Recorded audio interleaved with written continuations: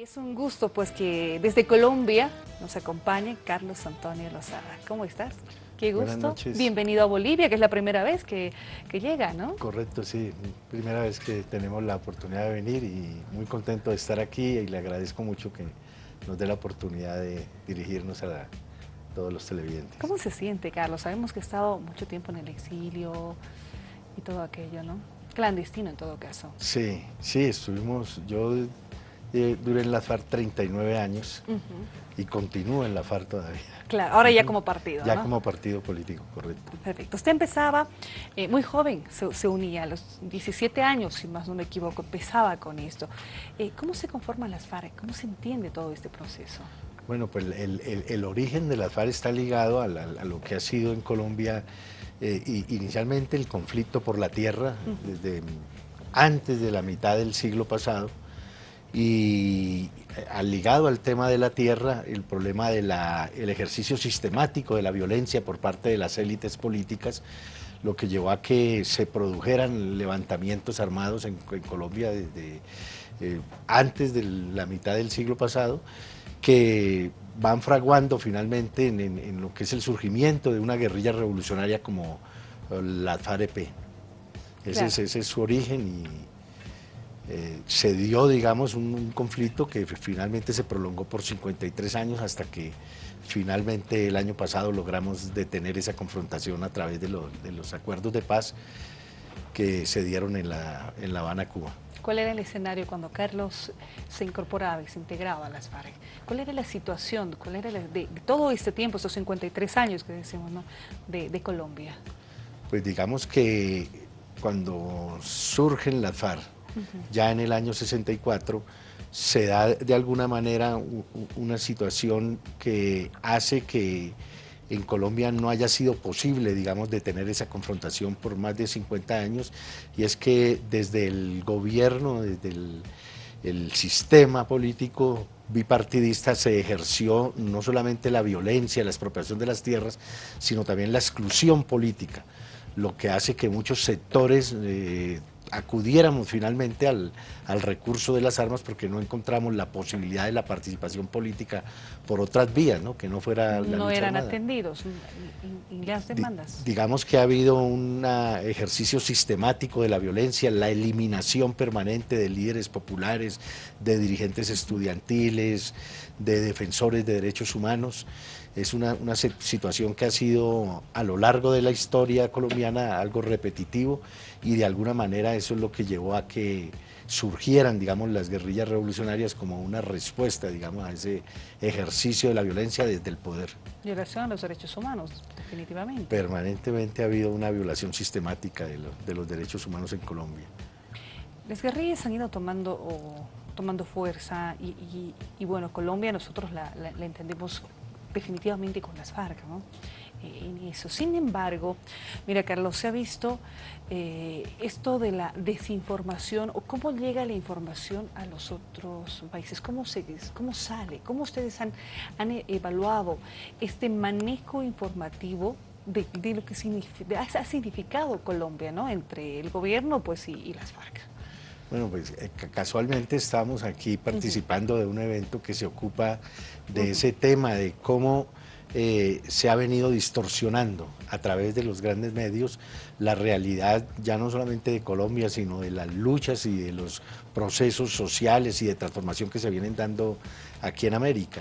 En el caso nuestro, todo el tiempo fuimos objeto, digamos, de una campaña no solamente militar para tratar de exterminarnos, sino también de una campaña a través de los medios que buscaba deslegitimar el carácter político y revolucionario de las FARC y de esa manera tratar, digamos, de satanizar la lucha armada, algo que se repitió también durante los años que duró el proceso de paz, porque en la medida en que el proceso iba avanzando, a través de los grandes medios se trataban de posicionar determinadas matrices mediáticas y de fuerza que buscaban poner a la guerrilla, digamos, en una posición de desventaja en la mesa, deslegitimando y desvirtuando sus propuestas. Claro, que hacía el gobierno era tratar de frenar a guerrilla, ¿no? Digamos que ha sido una ofensiva permanente, no solamente desde el punto de vista militar, sino también a través de los medios y la desinformación. ¿Puedes comentar un poco, querido Carlos, sobre cómo está la sociedad colombiana? Me refiero a dónde han tenido como que la aceptación, cómo está en cuanto a la distribución también de los sectores como que más olvidados y el otro sector, ¿no? Que como siempre ha sido como que el más conservador y ha hecho lucha pues también de frente a esta situación. Bueno, digamos que en la sociedad colombiana, además de todo este problema, digamos, de la violencia política, de la exclusión, la ha caracterizado, digamos, la exclusión social también. De hecho, estamos dentro de los 3 países más desiguales en América Latina, lo que permite ver, digamos, la desigualdad social y la marginación que tiene que padecer la sociedad colombiana, además de ser un país sumamente rico, digamos, que dispone de muchas riquezas naturales. Hemos visto, digamos, una sociedad que cada día se hace más desigual, la distancia entre quienes todo lo tienen y quienes nada poseemos es cada día mayor. Eso ha generado también, digamos, una situación social sumamente compleja, que hace que desde las élites hubiesen convertido precisamente el ejercicio de la violencia como una forma y un recurso necesario para mantenerse en el poder. Por eso la insistencia nuestra a lo largo de la historia va a ser siempre la solución política, porque entendemos que quitarle el arma de la guerra a esas élites que han gobernado históricamente, de alguna manera es posibilitar que la sociedad colombiana avance, no solamente en términos de la ampliación de la democracia, no solamente en términos de parar por fin la violencia política, sino también de sentar las bases que de alguna manera permitan que a mediano plazo podamos tener una sociedad más igualitaria, más incluyente, más justa, en definitiva. Carlos, ¿cómo se ha dado el proceso, este proceso de paz, ¿no? Que ha tenido toda una participación de países, un proceso de diálogo en La Habana y todo aquello? ¿Cómo surge? ¿Cómo se genera? Bueno, digamos que al escenario de La Habana llegamos después de 10 años de una ofensiva militar que fue diseñada, financiada, eh, dirigida en las operaciones militares por el Pentágono norteamericano, que buscaba precisamente la eliminación por la vía militar de la insurgencia, contrario a lo que nosotros veníamos planteando históricamente, y es que ese conflicto no tenía posibilidad de solución militar. Cuando finalmente, digamos, esa campaña militar que estaba diseñada para 6 años se prolonga por 10 y no logra obtener los resultados, aunque hay que reconocer evidentemente que fuimos golpeados en las estructuras militares, pero no lograron terminar la guerrilla. Entonces, digamos que se produce como un agotamiento del esfuerzo presupuestal en hombres, en tiempo, en recursos, en medios del Estado colombiano, y allí surge, digamos, esa posibilidad de llegar a La Habana a buscar la solución política, y es así como a lo largo de más de 4 años de discusiones logramos finalmente el año pasado firmar ese acuerdo que aspiramos traiga la paz definitiva y justa y duradera para nuestro pueblo. Le voy a preguntar eso y también la parte ya política, pero antes, y le digo esto porque nos están escribiendo, como siempre agradecer a las personas que nos ven a través de las redes sociales, nos escriben, el número que habilitamos también, dicen, ¿quién es Carlos Antonio Lozada, el clandestino, 39 años? En esta lucha, empezaba jovencito, y yo sé, por ejemplo, que usted tiene 3 hijos, 2 en todo ese proceso de la guerrilla y una pequeña que nace en la etapa de paz, ¿no? Coméntanos sobre ese trabajo, porque no ha sido nada fácil, ¿no?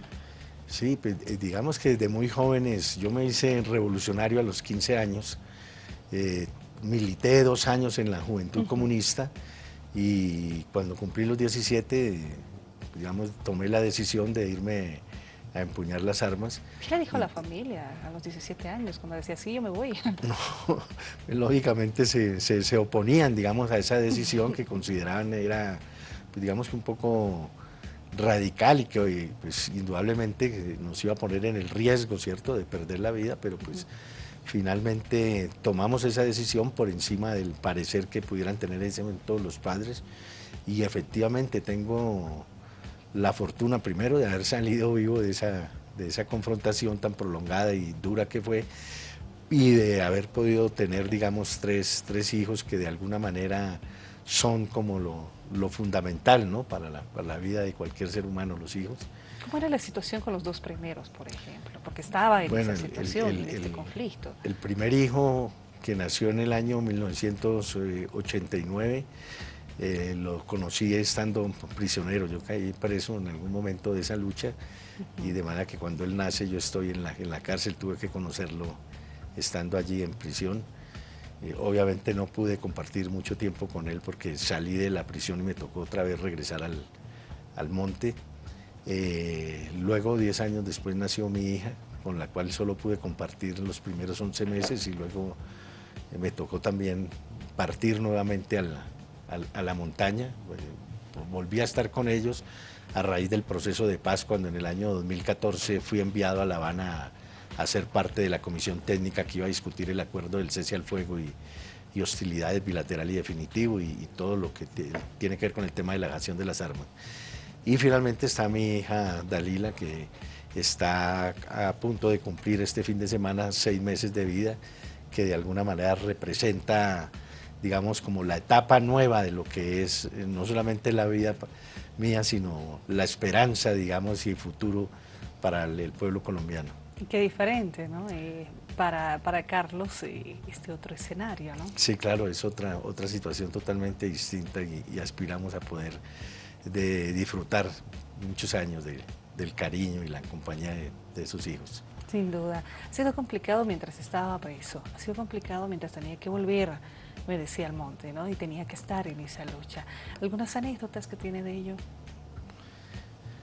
Pues es que son situaciones muy difíciles, muy complejas las que tuvieron que padecer ellos. De hecho, a los dos hijos mayores les tocó salir del país. Sí. Por la persecución de que fuimos objeto, digamos, durante estos últimos 10 años, que fueron, digamos, de alguna manera como los más difíciles de la confrontación, donde se desató persecución contra nuestras familias.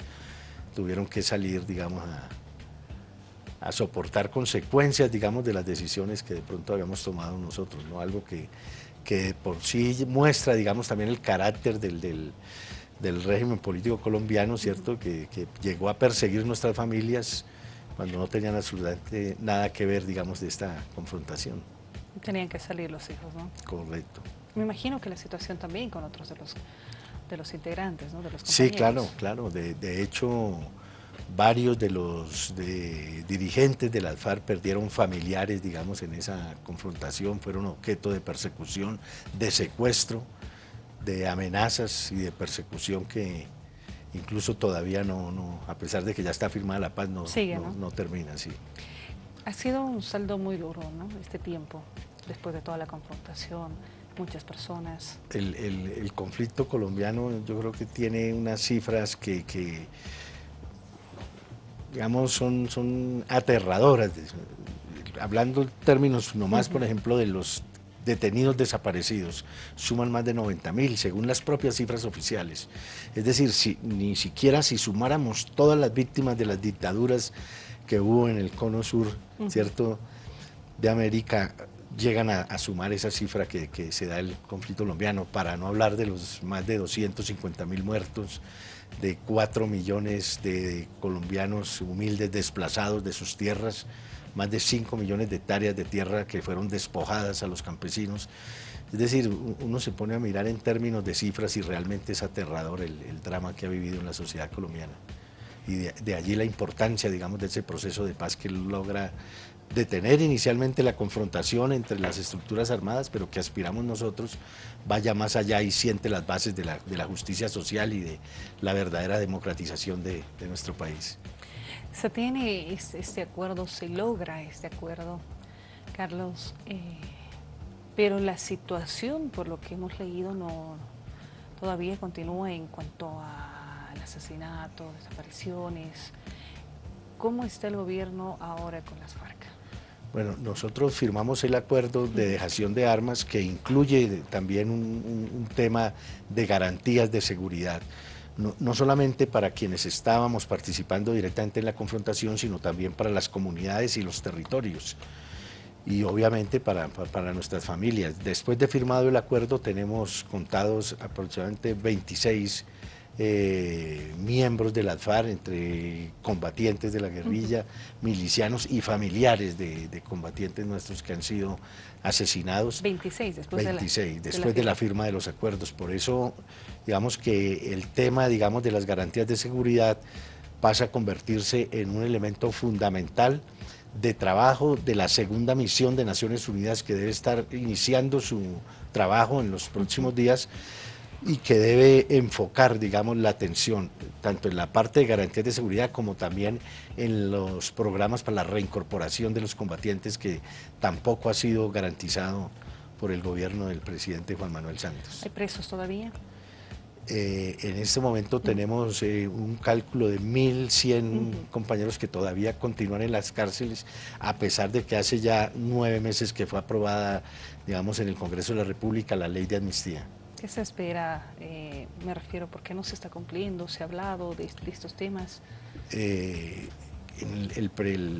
comandante Timo León le envió al presidente Santos esta semana una carta donde precisamente le pone de presente la necesidad de que, así como las FARC cumplieron con los acuerdos, que ya las propias Naciones Unidas han certificado que dejamos hasta la última arma, es necesario que también el Estado entre a cumplir los compromisos y honre la palabra que comprometió con la firma de los acuerdos. Carlos, se tiene este proceso, se espera que se cumplan estos acuerdos, pero también recuerdo algo, ustedes llevaban adelante un evento muy importante, porque las FARC ahora están como partido político. ¿Qué significa esto en el escenario hoy de Colombia? ¿Cómo ha sido recibido también esta posición, ¿no? Bueno, pues nosotros como parte del proceso de reincorporación política realizamos entre el 27 y el 31 de agosto el Congreso Constitutivo del nuevo partido, que adoptó la misma sigla de FARC, pero cambió, digamos, su definición por Fuerza Alternativa Revolucionaria del Común. Y al día siguiente, el 1 de septiembre, hicimos el lanzamiento de este partido en la Plaza de Bolívar, que es de alguna manera como el centro, ¿no? político, donde se mide, digamos, las fuerzas por parte de los distintos partidos y organizaciones. Logramos llenar la Plaza de Bolívar, cosa que tiene, digamos, de todas maneras un significado muy, muy importante desde el punto de vista, digamos, de comenzar a desvirtuar esa idea que se tenía de que la guerrilla no tenía una base social, que la gente no la quiere, que la gente no lo apoya, y estamos en los preparativos para iniciar la campaña y nuestra participación en las elecciones de marzo del 2018, que deben elegir un nuevo Congreso de la República. Eso yo le iba a consultar, de hecho, ya como FARC, como partido, ¿se van a presentar entonces? Nos vamos a, en virtud de los acuerdos, nosotros tenemos derecho a 5 curules en el Senado y 5 en la Cámara. Pero lógicamente vamos a presentar listas y aspiramos a sacar mucho más escaños de los 10 que tenemos derecho por los acuerdos. Esta segunda que le decía, ¿cómo está la percepción que ustedes tienen de la sociedad colombiana?